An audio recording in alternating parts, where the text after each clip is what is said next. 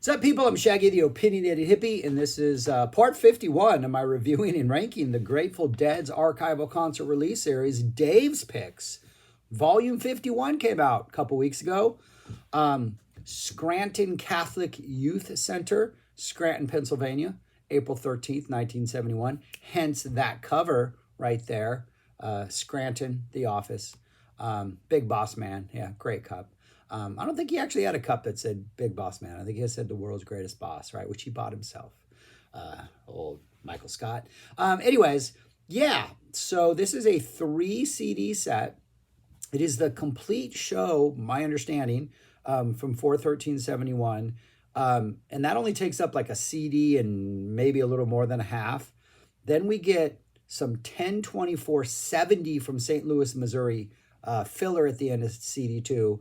And then CD3 is some tracks from 4/12/71 the day before. Sound quality is pretty good. There are moments, I think, maybe the 70 show and a little bit the 71, I don't think are as clear as the main 4/13 release. Maybe that third one is, but definitely that 70 stuff. I think it was a slight drop in quality, but not much. And I have to admit, I was not the most excited when I saw what the show was, a 71 show. I'll put on my rankings at the end of this and rank this one with the other 50. But there have been a handful of 71 releases. 1, 2, 3. I'm looking at the list now. 3 other releases so far. 4 other releases so far that focused only on 71. And those are all in the bottom, prior to this release, the bottom 10. In fact, 3 of them are the last 3. Not because they're not good. They are good. And when I listen to them, I enjoy them. But as far as my favorites go, they're my least favorite stuff. This is a very transitional year for the Dead, introducing a lot of new songs.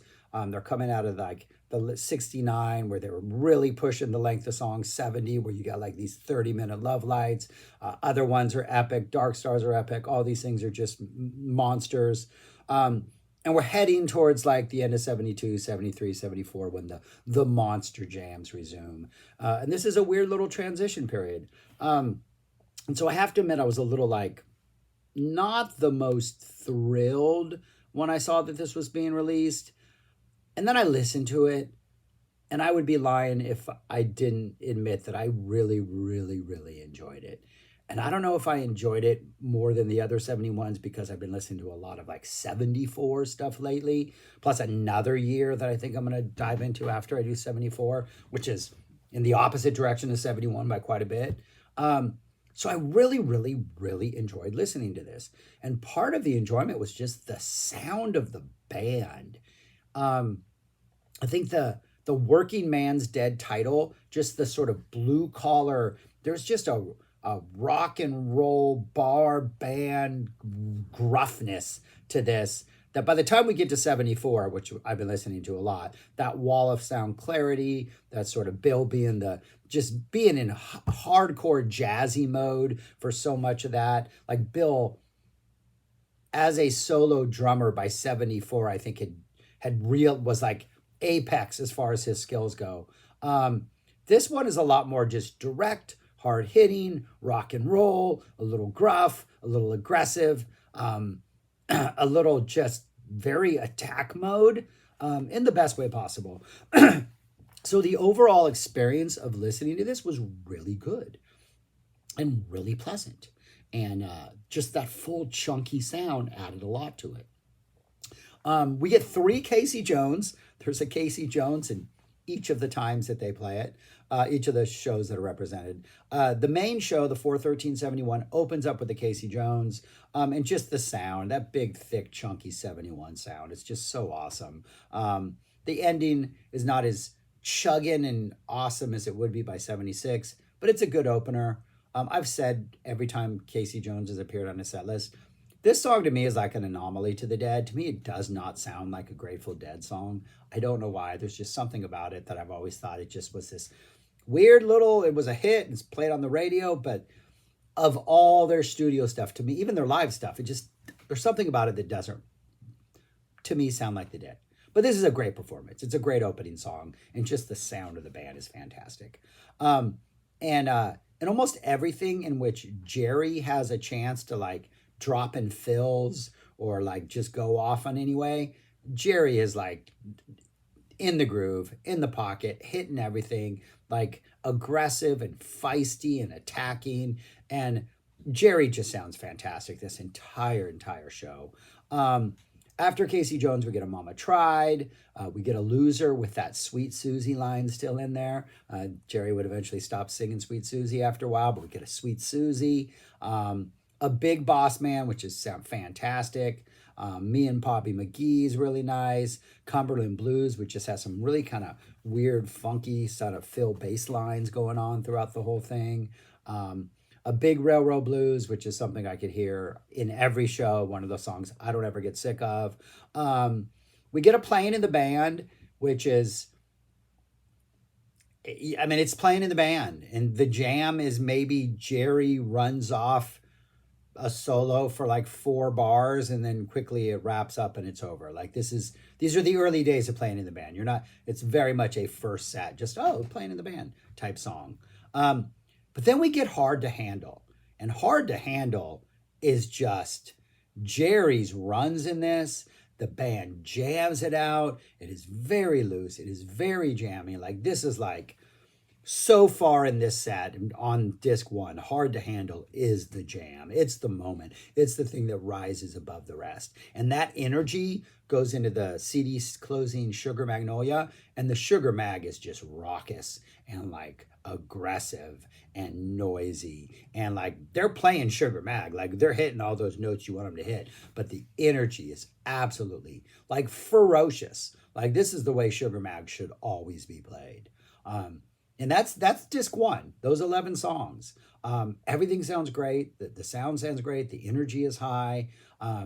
But really, as we get towards the end, I think I forgot that there's a Bertha, me and Bobby McGee, Bertha, then Cumberland Blues. But when we get to the end, that Hard to Handle Sugar Mag 1-2 punch to close out the disc, that is a solid 1-2 punch. Like they're bringing it. CD2 opens up with a truckin', really nice truckin'. Jerry's fills. There's another truckin' later on in CD3. Jerry's fills between like the vocals are just absolutely amazing. Jerry is full on in attack mode. The jam at the end, very aggressive. Doesn't have that volcanic sort of peak and then drop. We're not quite there yet. But the energy is really good.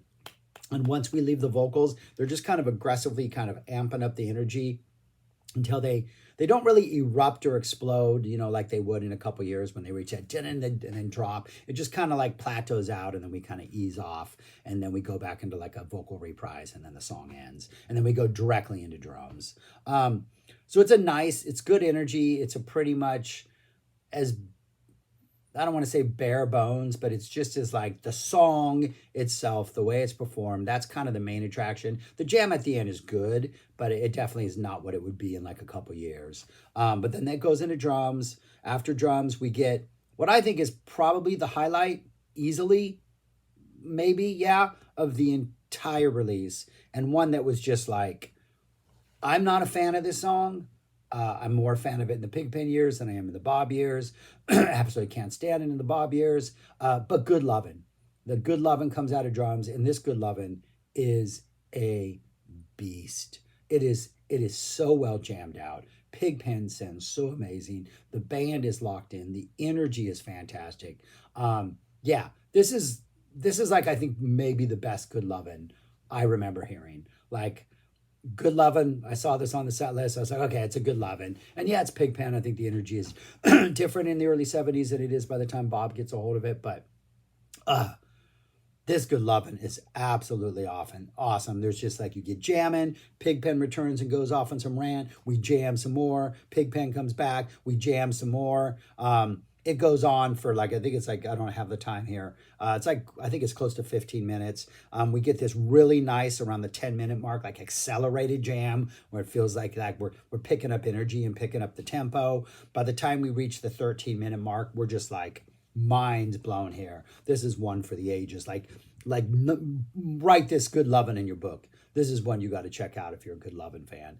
Absolutely amazing. So many different sort of jam motifs that Jerry leads them through, so many different phases in this jam. Kind of reminds me of like those earlier epic Love Lights in which you'd get, these different pocket jams between the rants. It goes on for 30 minutes and it's just like, just give me those island jams. Way more island jams and less sort of ranting in this. But yeah, absolutely fantastic. The Good Lovin' is just amazing.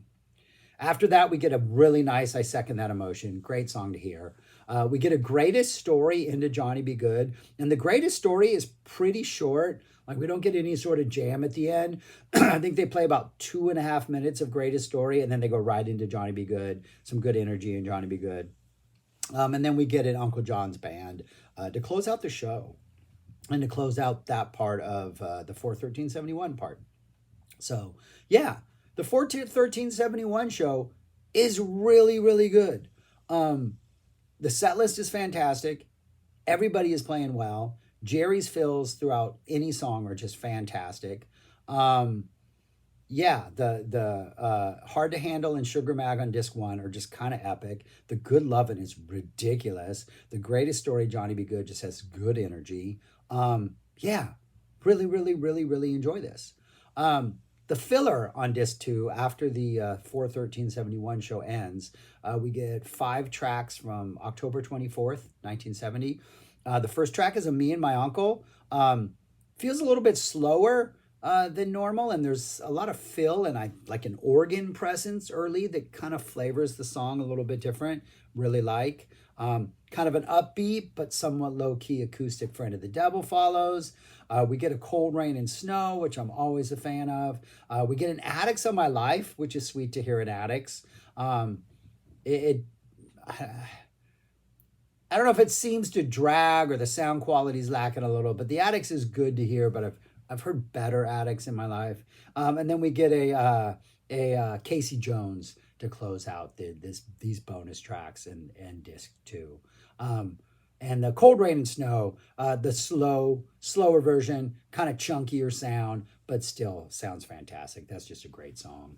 But yeah, the sound on this is not as good as that earlier sound. The bonus stuff is not as good as the 41371 stuff. And then CD3, we get material from April 12th, the day before the main show. We get another truck and drums to open. Kind of almost the same format as that first truck in. Jerry's fills are great. We get kind of an accelerated jam at the end that doesn't really burst into anything, but it's nice and aggressive. And then we kind of chill out, calm down before we go into the reprise, drop into drums. Out of that, we get a nice other one. We get a nice, kind of build and then and then we're just kind of off into jam territory. Very fluid yet aggressive pre-vocal attack. Like the band is locked in. The band sounds good. The band's hitting all the right notes in this other one.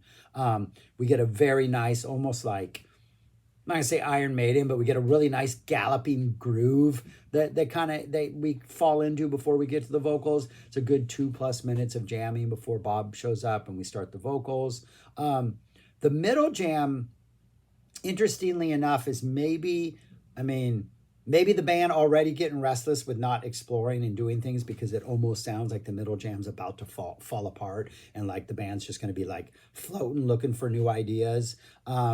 It never does, and it seems like every time it like that entropy is gonna like really kick in, Bill is back on just like, okay, I got this, guys. Does some drum rolls or does something pretty aggressive on the drums to like sort of like, okay, we're going back in. I think in this one he's got some like Tom action. He's just kind of like get like a rolling thunder type vibe to keep the momentum going in the other one.